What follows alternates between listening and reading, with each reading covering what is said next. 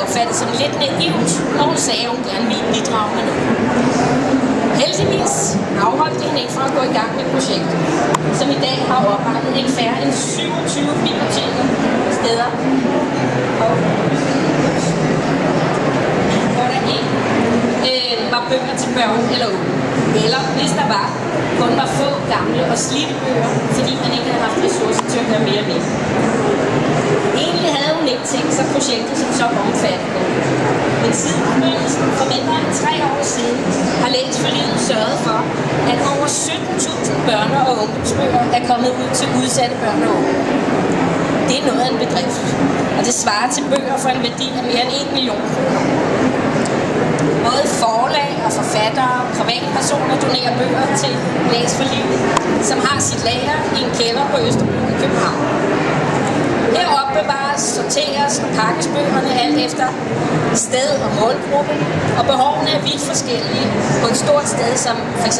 Dannerhus, hvor Læs for Livet efterhånden har oprettet 4 små biblioteker fordelt på flere etager, og så eksempelvis på et lille behandlingshjem for i alt kun 7 piger i alderen 12-16. Lige nu står 8 institutioner på venteliste for at få oprettet et bibliotek på typisk 500-1000 titler. Komplet med hjælp til indretning af små hyggelige læsekroge, hvor man kan fordybe sig i bøger om alt mellem under jorden. Pegebøger, billedbøger, over fodboldbøger, idolbøger til fantasy-serier. Eneste krav er, at bøgerne skal være indbydende og appetitlige, så det kan blive en god oplevelse for behandlerne. Læs for Livet handler ikke om god smag eller politisk korrekthed, men derimod om at møde børnene og de unge, lige der hvor de befinder sig, og om at imødekomme deres særlige og ofte skrøbelige behov. Mange udsatte børn og unge læser næsten aldrig bøger eller er svage læsere, hvorfor projektets frivillige også tager sig tid til at interviewe brugerne, følge op på og forsøge at fremskaffe de bøger, som børn og de unge efterspørger. Om ikke andet antikvarisk eller f.eks. Den Blå Avis. Rakel vil ikke stille sig til dommer over, hvilke bøger børnene vælger. Hun ved godt, at børn og unge ikke nødvendigvis går efter litterær kvalitet.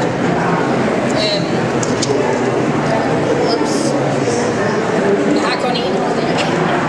Og indrømmer også gerne, at hun selv som barn slugte ravn og krat af alt, hvad der stod på hylderne på Dyveke Skole og på biblioteket i Amagercentret.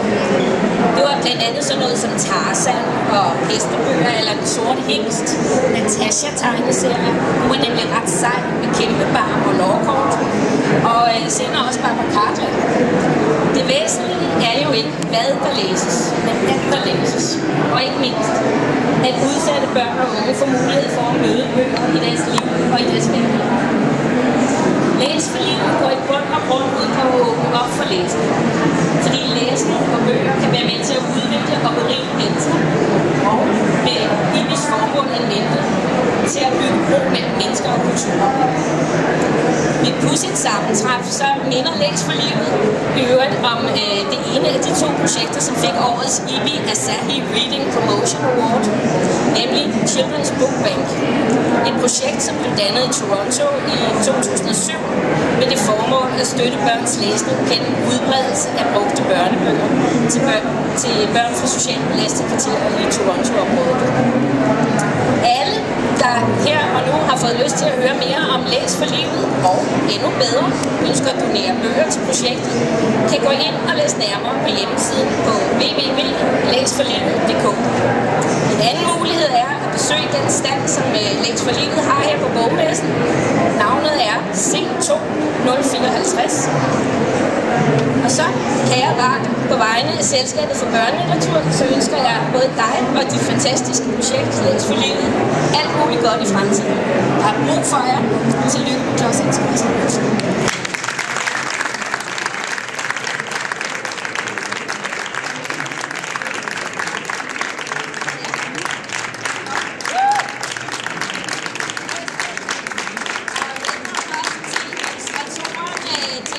Så kommer herop og overrækker prisen til Rakel.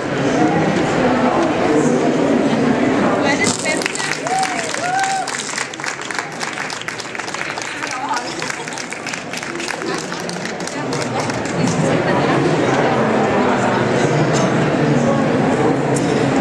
Det er et bjørnekram fra mig til dig. Ja, jeg vil ikke sige så meget mere.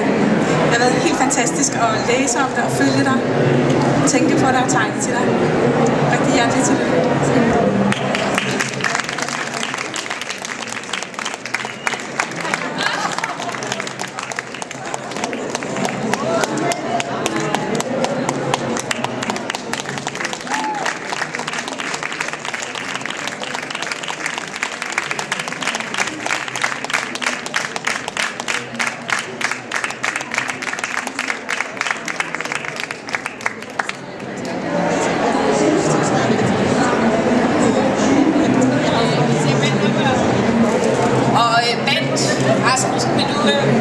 Jeg sidder og kommer op og læser.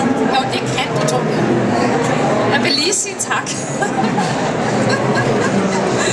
Jeg er simpelthen så glad for at få den her pris. Det sætter fokus på et overset område, hvor litteratur og social forandring kan mødes. Og børnelitteratur og ungdomslitteratur kan så meget. Og det skal ikke konkurrere med tv-serier og computerspil. For mig at se, så er det fuldstændig samlevende og supplerer hinanden, og litteraturen kan noget helt særligt.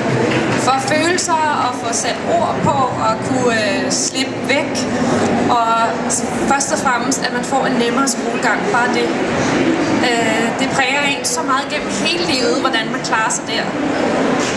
Og jeg håber at kunne give nogle af de der gode oplevelser videre. Og den største præmie udover det her, det er jo, når man ser et barn kramme en bog, man er kommet med. Og det er sådan en glæde at få lov til at være med til at lave sådan et projekt, hvor man har den slags resultater.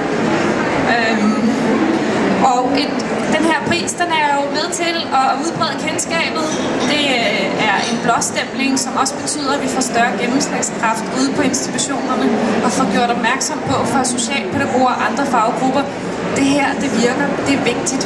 Og det er jeg simpelthen så glad for. Tusind tak.